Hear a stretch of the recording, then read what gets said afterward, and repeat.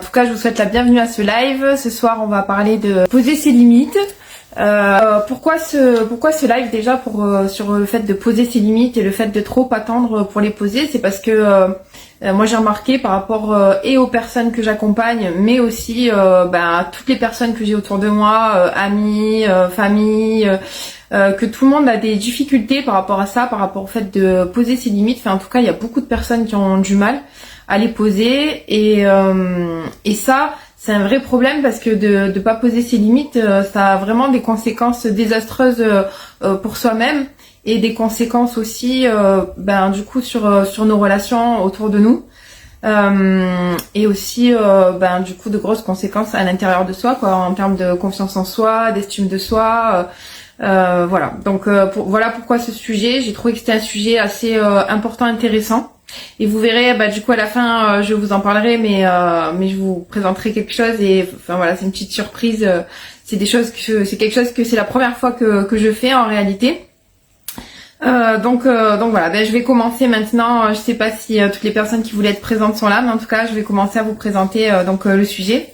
Alors déjà, quand j'ai réfléchi à ce sujet, je me suis dit déjà la première question en fait à se poser, c'est pourquoi est-ce qu'on attend pour poser ses limites? Pourquoi on attend tant de temps avant de poser nos limites? Et quand j'ai réfléchi à tout ça, du coup j'ai pensé à, on va dire, 5 raisons principales. En numéro 1, il y a la croyance que poser ses limites égale être méchant ou être égoïste.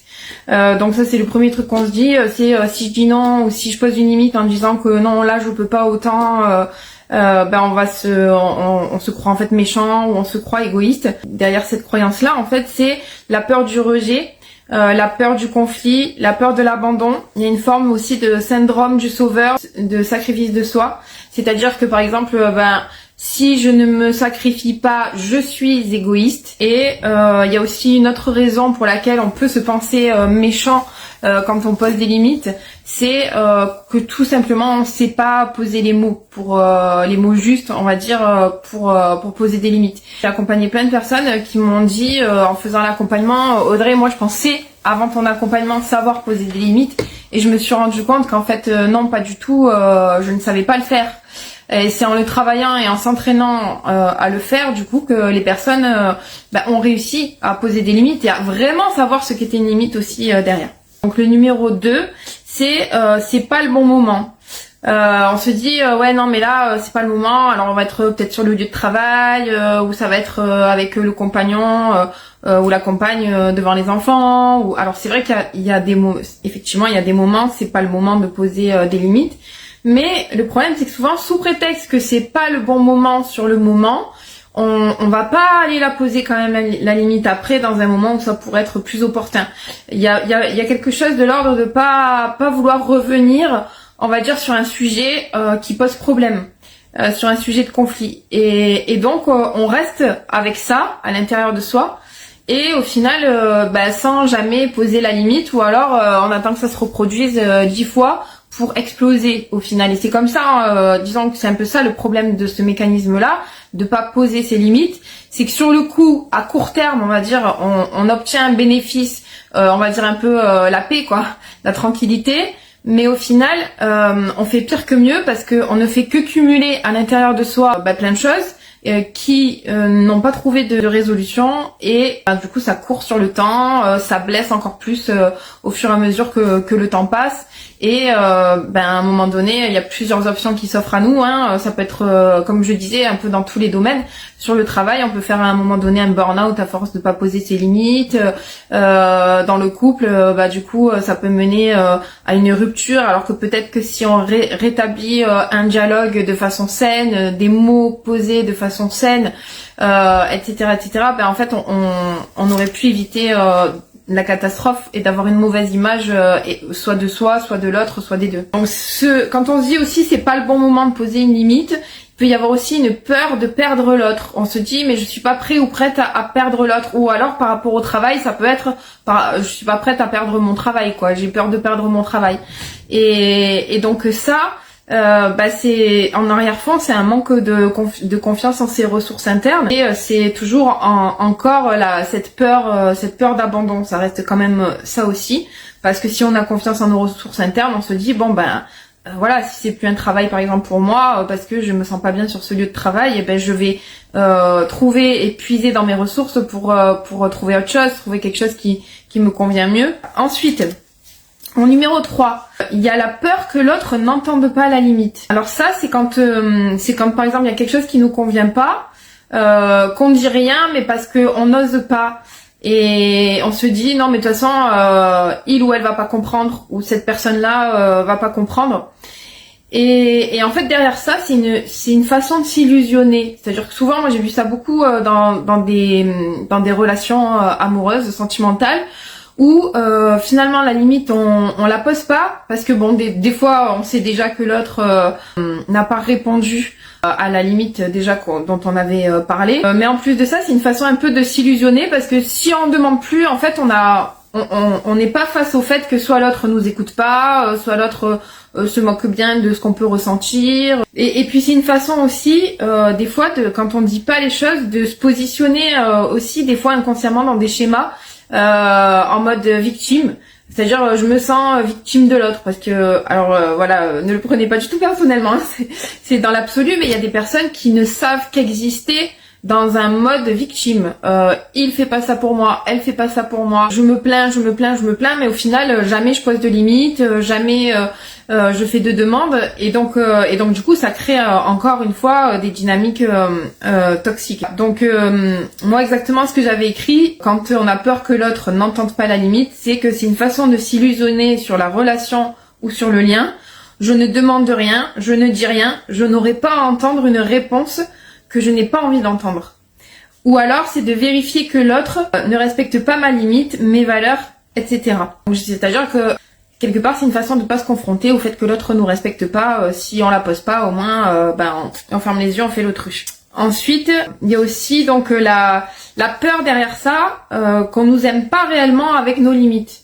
Donc en fait, ça c'est quand même de la dépendance affective en arrière-fond. Si ça fait souffrir la personne, que ces limites ne soient pas posées et que c'est des choses qui sont récurrentes, parce que quand quelqu'un vous aime, si vous êtes bien dans la relation, si c'est une relation saine, la personne vous aimera même avec vos limites. Donc quelque part cette peur de pas poser ses limites à ce moment-là et de retarder le moment où on va les poser, c'est quelque part que j'ai la peur que l'autre ne m'aime pas avec mes limites. Bien entendu, il y a aussi encore quelque chose que je voudrais rajouter, mais que j'ai déjà dit un peu en amont, c'est qu'il y a une façon de poser ses limites.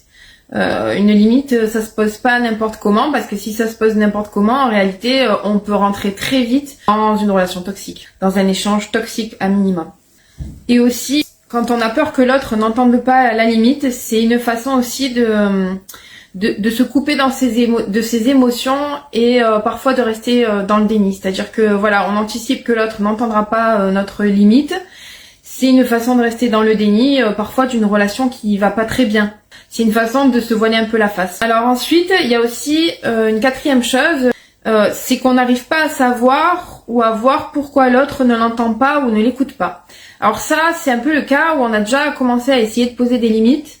Malgré tout, la personne continue dans son comportement.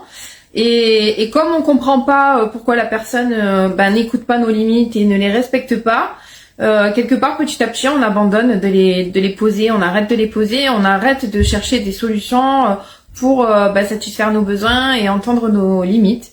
Et donc ça vient de plusieurs soucis. Ça peut venir de problèmes de communication, donc ça veut dire tout simplement le verbal qui est pas forcément bon. Ça peut être un problème de compréhension des besoins de chacun, c'est-à-dire que quand il y a une limite à poser ou que quelqu'un exagère par rapport à ce que nous on considère comme étant trop, c'est peut-être qu'aussi on comprend pas forcément pourquoi l'autre a ce comportement-là en face. Ensuite, il y a parfois un problème d'empathie. C'est vrai que des fois, la personne qu'on a en face manque tout simplement d'empathie, et donc on peut poser toutes les limites qu'on veut, l'autre entendra jamais nos limites parce que ben elle a pas d'empathie tout simplement et que ce qu'on peut ressentir, elle s'en moque tout simplement. Et après il peut y avoir aussi des problèmes de valeurs différentes. Et en fait, quand on pose pas de limites parce qu'on a des valeurs différentes, qu'on attend trop pour poser nos limites, ben si ça crée une souffrance en soi, c'est qu'il y a une forme aussi pareil de dépendance affective, et on reste dans une relation où finalement ben on correspond pas à l'autre nous correspond pas. Alors je dis pas qu'il faut être 100% d'accord sur tout, loin de là. Mais c'est vrai qu'il y a des choses parfois qui sont beaucoup plus sensibles et beaucoup plus importantes, qui font que ben on est vraiment trop différents, on peut pas se comprendre, et puis la différence parfois fait souffrir fortement l'un ou l'autre membre de la relation. J'ai envie de dire de la relation parce que ça peut être en amour, mais ça peut être en amitié, ça peut être aussi sur le lieu de travail, des collègues de travail. Et c'est vrai que ça pose problème. Et souvent, quand on pose pas du coup nos limites, quand il y a de grosses différences de valeurs, c'est parce que derrière on a des angoisses de se retrouver seul, on a des angoisses de perdre le lien d'attachement, et on a parfois des angoisses de perdre ce qu'on a déjà construit jusque-là. Et ça peut être aussi par exemple dans le domaine du travail. C'est-à-dire bon ben moi je pose pas mes limites dans le domaine du travail alors que je suis pas forcément alignée avec les valeurs de mon entreprise. C'est parce que derrière alors soit c'est très très peu c'est pas significatif et 70-80% du temps je me sens bien et c'est ok parce qu'il y a rien de parfait, on est bien d'accord. Mais si c'est récurrent et que ça va pas du tout, voilà, ben à ce moment-là, c'est parce que derrière il y a des angoisses de plus avoir son travail, de plus avoir de ressources, etc., etc. Et donc à ce moment-là, ça concerne plutôt l'angoisse de perdre ce qu'on a construit jusque-là. C'est-à-dire par exemple, ça fait 10 ans qu'on est dans la fonction publique, les valeurs dans la fonction publique, ça nous correspond plus du tout. À ce moment-là, on a quand même les avantages entre guillemets d'avoir une forme de stabilité, on a les avantages d'avoir plein de choses. Et donc tout ce qu'on a acquis comme avantage, tout ce qu'on a pu construire peut-être comme projet, on n'a pas envie de laisser tomber tout ça. Après c'est un juste équilibre entre ce qui est à notre détriment et ce qui est de l'ordre de ce qui nous plaît, de ce qui nous fait du bien, de nos avantages, etc. C'est vraiment une balance à faire. Mais il n'empêche que quand même dans un milieu qui peut poser problème comme ça, on peut toujours poser ses limites et poser ses limites, en fait, c'est plutôt sain parce que c'est pas tacler les autres, c'est pas imposer ce qu'on pense. Ça, c'était pour quand on n'arrive pas à savoir pourquoi l'autre ne l'entend pas. Ensuite, il y a aussi, alors ça, c'est un truc qui revient aussi souvent. Moi, très souvent, surtout dans les premiers rendez-vous que j'ai souvent avec les personnes qui viennent me voir, c'est qu'on ne voit pas qu'on doit poser une limite sur le moment.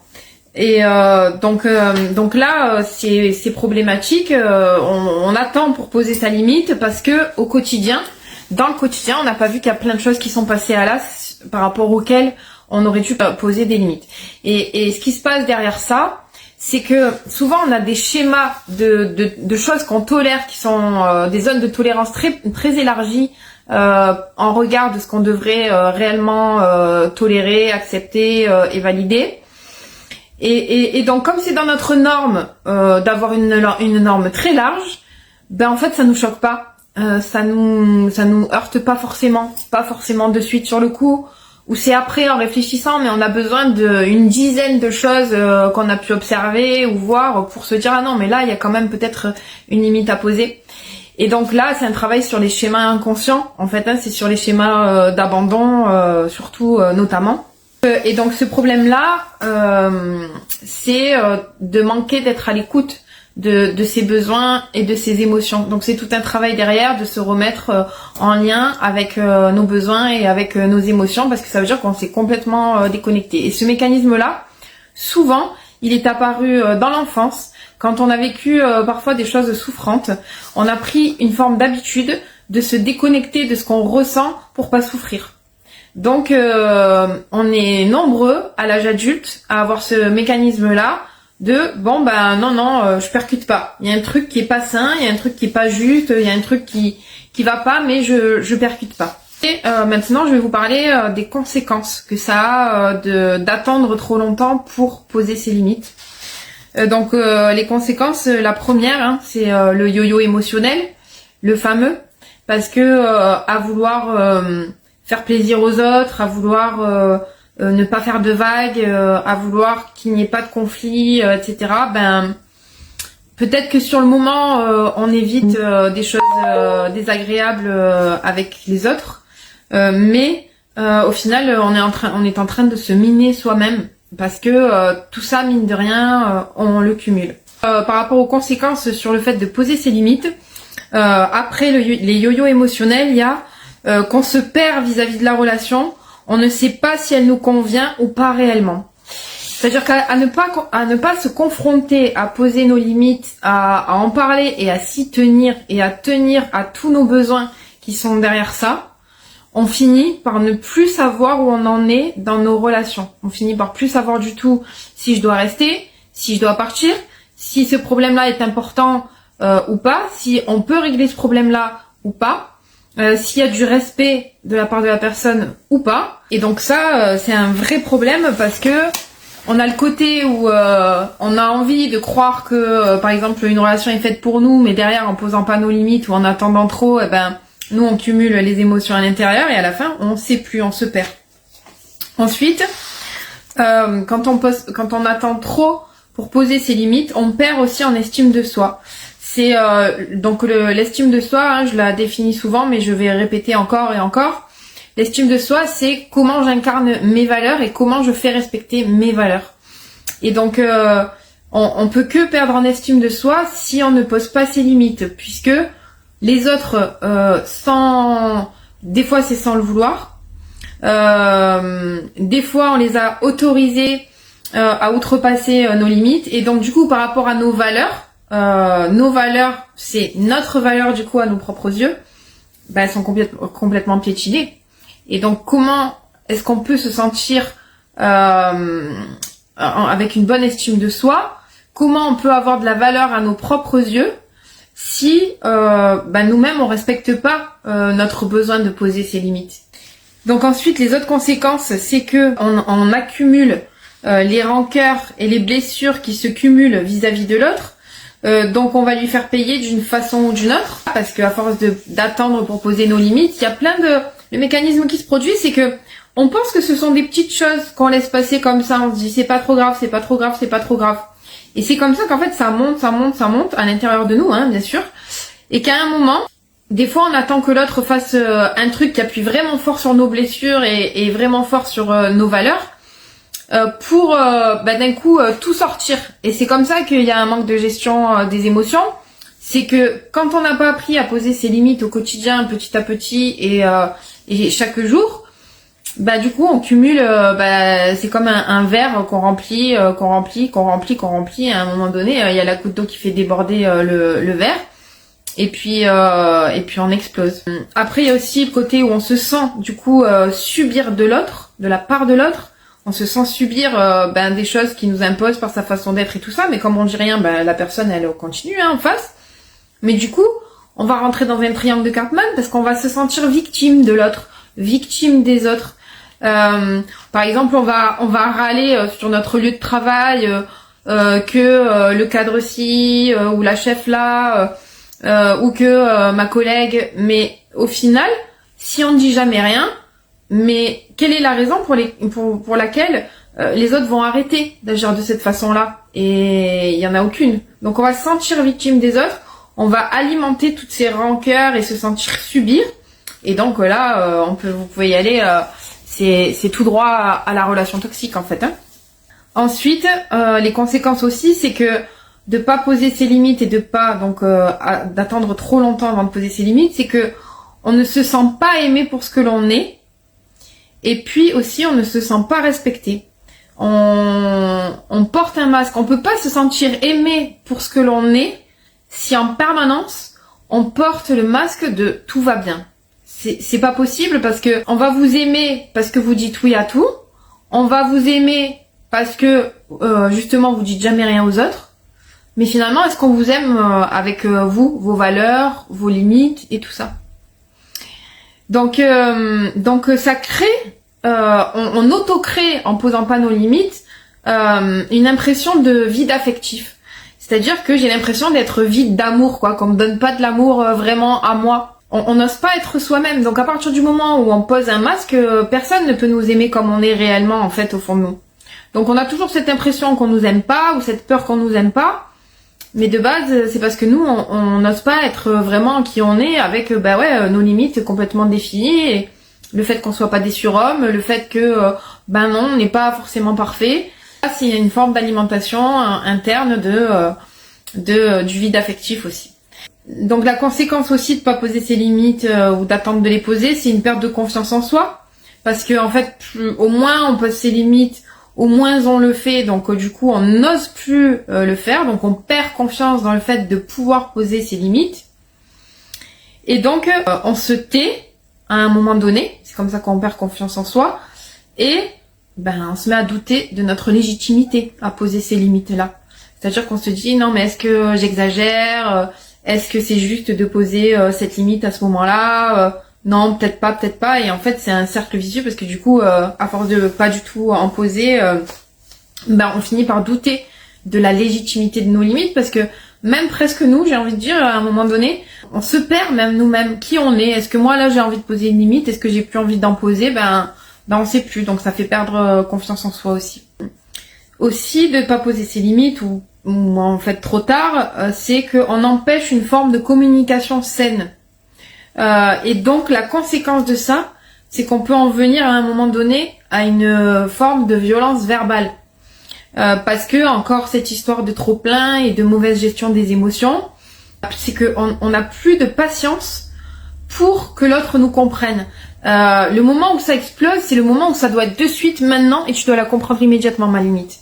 Sauf qu'en fait, dans ma limite là que je vais poser parce que j'explose, il y en a 10 derrière que j'ai pas posé. Et c'était des toutes petites. Et j'avais pas besoin en fait de laisser passer tout ça. J'avais juste besoin de dire ce qui me convenait, ce qui me convenait pas, et d'échanger avec l'autre au sujet de ma limite, mais ne pas laisser traîner et cumuler à l'intérieur de soi et cumuler aussi dans la relation.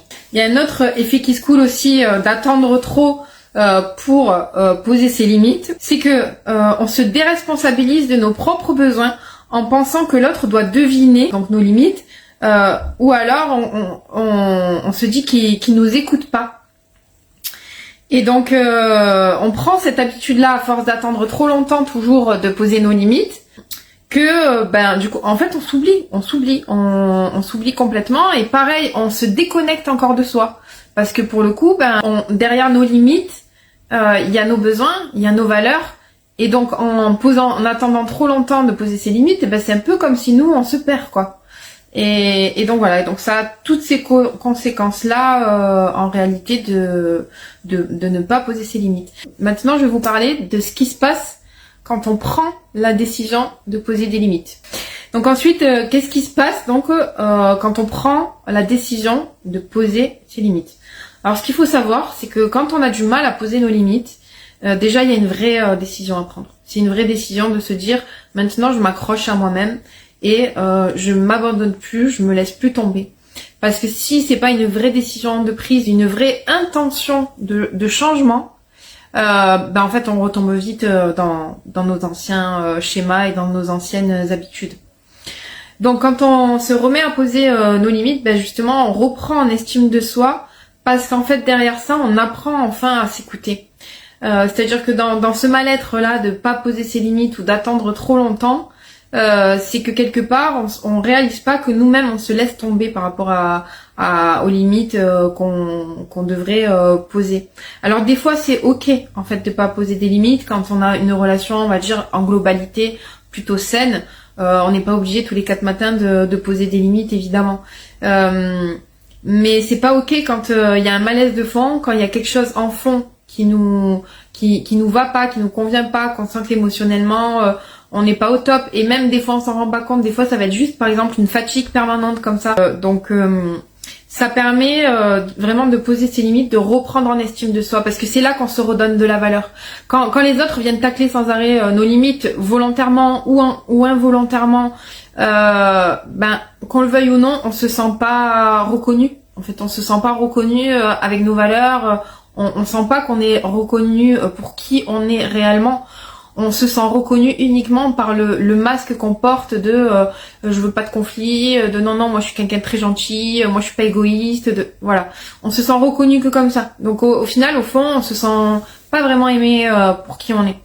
Ensuite, donc ça permet aussi le fait de poser ses limites au moment où il le faut, quand on décide de les poser, c'est que ça permet de faire le tri entre les relations fonctionnelles et les relations dysfonctionnelles. Parce que naturellement, à partir du moment où on va se mettre à poser des limites, et quand je dis poser des limites, c'est de façon saine, parce que la plupart du temps, il y a beaucoup de gens qui savent pas que poser ses limites, c'est pas en disant moi ça me convient pas, c'est pas de cette façon-là en fait qu'on parle à quelqu'un pour poser une limite. Et donc naturellement, si on pose une limite, ça peut être par exemple à la façon communication non violente, ça peut être en mode aussi, par exemple en thérapie de couple, c'est les dialogues imago, ça peut être de plein de façons possibles différentes, mais en tout cas de façon saine, naturellement le tri va se faire, parce que les personnes qui vont accepter vos limites, qui vont les entendre, qui vont avoir de l'empathie vis-à-vis de vous, c'est les personnes qui auront dans l'intention de poursuivre cette relation et de prendre soin de cette relation-là. Et qui comprendront que si on prend pas soin de vos limites, c'est pas prendre soin du lien. Et donc toutes les personnes qui se foutent complètement éperdument de vos limites, ou qui les prennent pas en considération, qui ne travaillent pas dessus en face, etc., ce sont des relations toxiques, tout simplement. C'est des relations qui n'ont rien à faire dans votre vie. Parce que si vous êtes aimé, on va vous écouter, on va vous respecter tout simplement. Et pareil pour le lieu de travail. Ça permet de reprendre donc confiance en soi, parce que quand les gens fonctionnent sainement, tout simplement, de poser une limite, ça marche. C'est-à-dire que tout simplement, la personne elle va vous dire ah oui je suis désolée, j'aurais pas dû peut-être te dire les choses comme ça. C'est vrai que moi j'ai pas vu les choses sous cet angle-là. C'est vrai que moi j'ai pas la même façon de fonctionner que toi, mais je peux comprendre que toi tu fonctionnes différemment de moi et je vais faire attention à pas te blesser. Ensuite, ça permet de reprendre aussi en ce qui s'appelle l'amour de soi. Alors bon, je sais pas si vous avez l'habitude de regarder mes lives ou pas, mais les termes un peu comme ça abstraits, pour moi ça me parlait pas, et ce qui m'a aidé en fait à définir des termes comme par exemple estime de soi, confiance en soi et amour de soi, ça a été vraiment de poser des choses concrètes. Donc moi quand je dis reprendre en amour de soi, c'est que tout simplement quand on se met à poser ses limites, c'est qu'on se met tout simplement à écouter nos besoins derrière.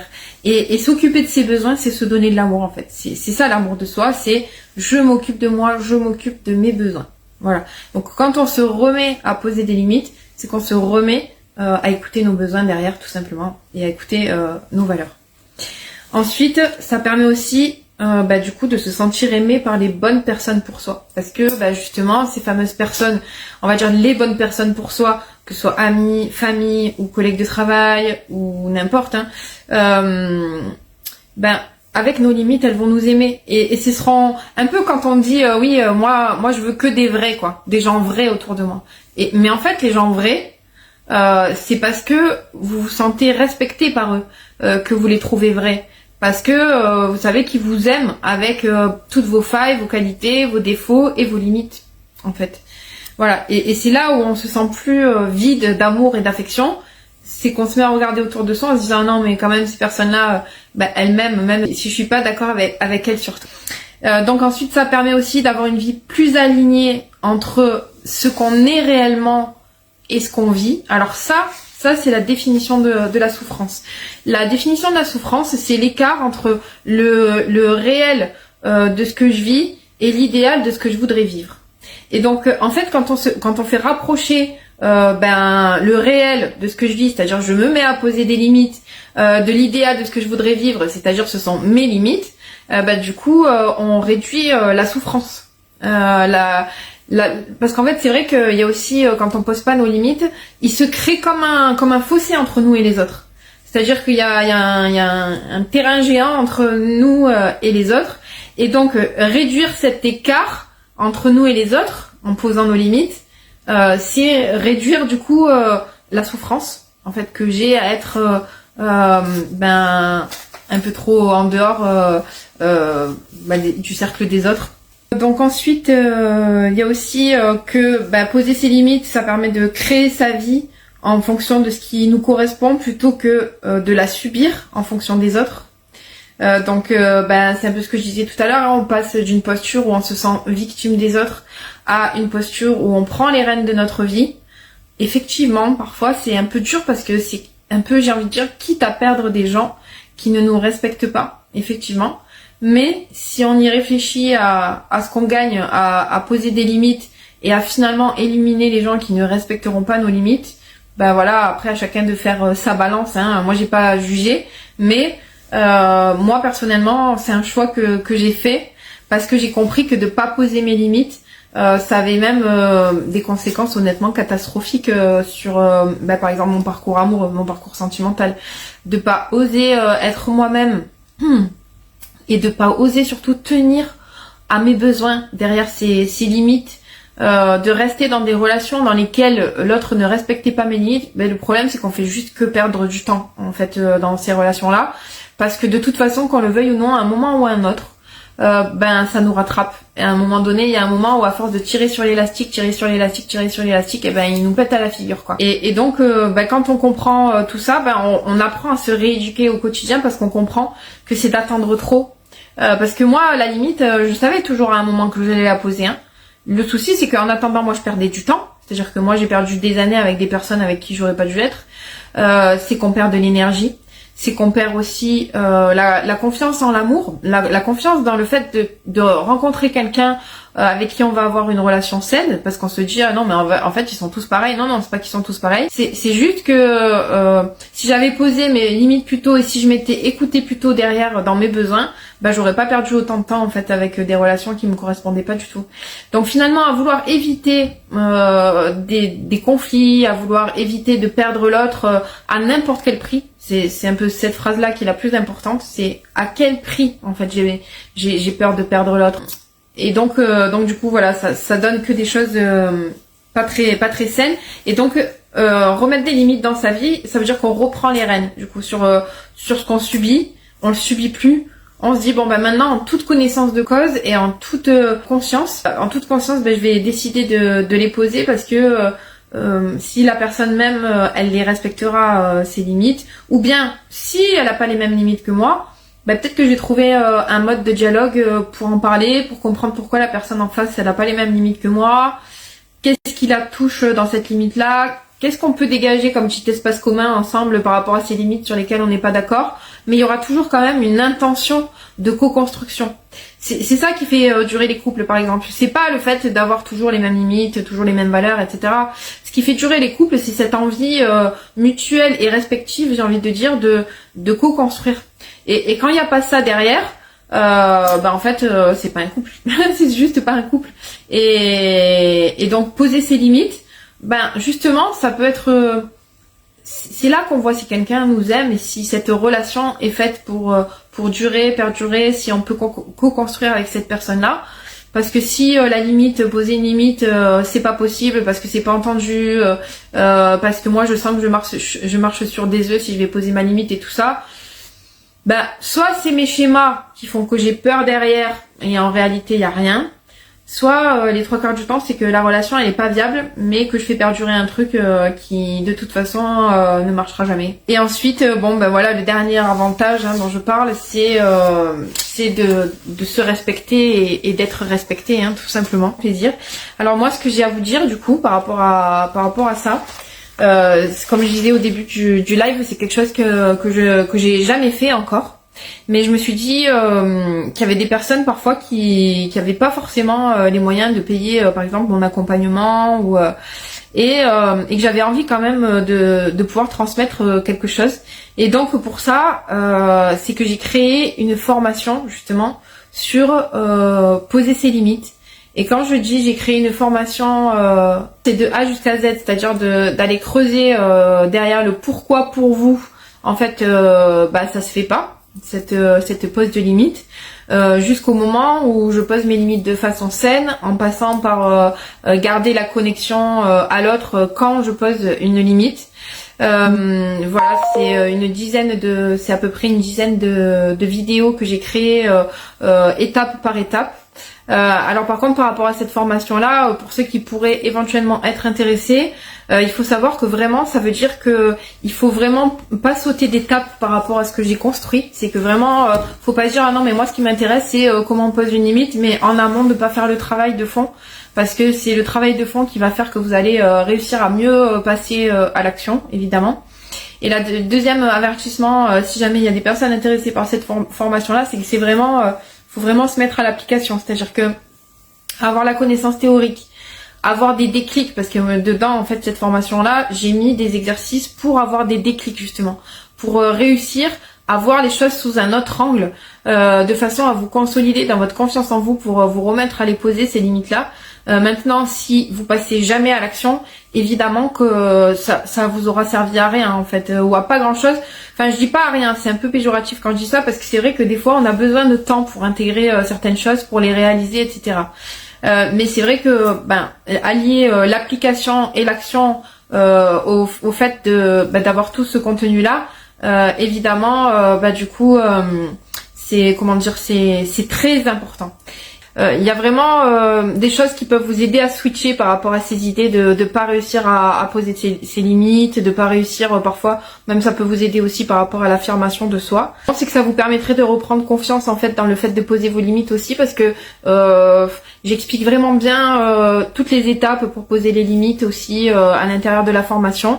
Mais vraiment la majorité du travail, ça va être à vous si vous avez envie de la prendre, cette petite formation, parce que c'est un gros travail. Je pose beaucoup de questions d'introspection aussi pour vous aider à les creuser à l'intérieur de vous. Donc si jamais vous venez à prendre cette formation, c'est dans l'idée que vraiment vous avez envie de poser vos limites et de vous mettre à les poser. Et c'est pour ça d'ailleurs que ce soir j'ai fait ce live là avec le pourquoi est-ce qu'on pose pas nos limites, les conséquences de ce que c'est, les conséquences que ça a de pas poser ses limites, et les bénéfices de changer ses limites, parce que c'est vrai que pour pouvoir appliquer certaines choses, pour poser ses limites, faut vraiment avoir la volonté et la grande envie de le faire, quoi, de se dire maintenant j'ai toujours procrastiné par rapport à ça. Quand on voit les conséquences énormes en fait que ça a, de pas poser ses limites. D'ailleurs c'est pour ça que j'ai fait ce sujet-là en particulier en priorité, parce que ça me paraissait tellement le sujet le plus important de base. Par rapport à tout ce qui est relations toxiques, dépendance affective, etc. Que du coup c'est pour ça que j'ai choisi en fait ce sujet-là quand j'ai réfléchi à qu'est-ce que je pourrais donner aux gens qui peuvent les aider.